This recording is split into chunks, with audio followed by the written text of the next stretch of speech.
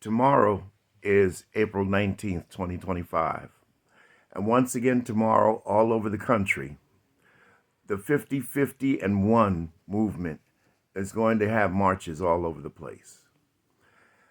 And I want you to know that the reports have been coming in, and these movements are working. There was a man in Florida under Florida's new immigration law that ICE picked up. He was a U.S. citizen. They put him in ICE custody. People started protesting. The word got out, and he was released before the 48-hour deadline. Why? Because you raised your voices, and you, the people, were heard. Last time, when they had the hands-off rallies all over the country, 5 million people in the U.S. showed up. 5 million. And that's not even counting the ones, it's so interesting that all over the country and all over the world, people are demonstrating against Donald Trump. In Europe, in Canada, everywhere. My mom used to say, everybody can't be wrong. And to be truthful about it, it's less than 1/3 of the population that's MAGA. 1/3. There are 3/3. Only 1/3. That leaves 2/3 that are not. This 1/3 is staunchly with Donald Trump. They bought into the soap. And I can't understand it. But here's the thing. Eventually, it's going to hit them hard enough, and they are going to rise up. It's inevitable. They're going to rise up. And Project 2025 and Donald Trump's campaign of trying to become a king is going to go down in flames. It's already begun, and he hasn't even been in office 100 days. And why is that? Because he shouldn't be there in the first place. He's a constitutionally disqualified man. He's an insurrectionist.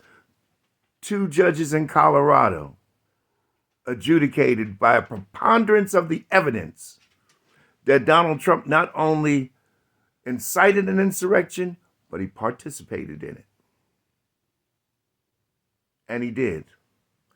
While police officers are getting their heads bashed in with flagpoles and other implements and getting sprayed with bear spray, what's Donald Trump doing? He's sitting in the dining room watching it on TV and just smugly laughing about it, saying, look at my people. They're fighting for me.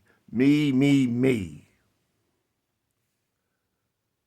Of course, he started it all at the Ellipse after he had his row of foolish speakers on to rile the crowd up. Then he came in and he said, you got to fight or you won't have a country anymore.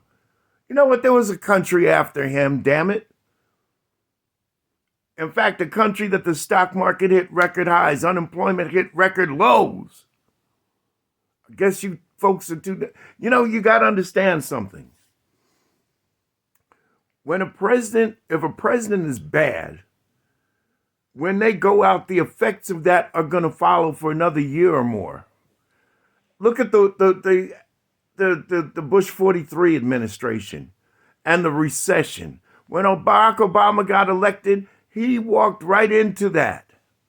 He walked into a recession. And it took him years to get us out of it.